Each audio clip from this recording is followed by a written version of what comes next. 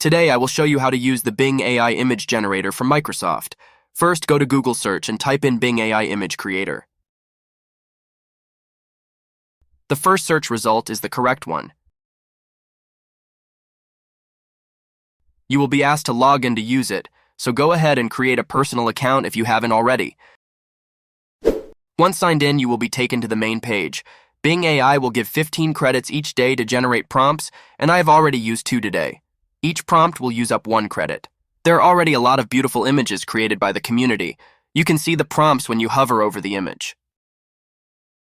For this example, I will be using the prompt "a Shiba Inu flying in space."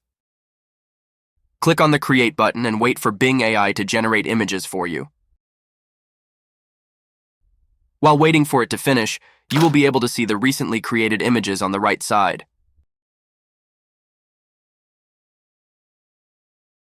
Upon completion, 4 images will show up. Click on it to see the results. I decided to pick on the best 2 I find the cutest. Now go ahead and download the image. Finally, go to your downloads folder and you can preview it there as well.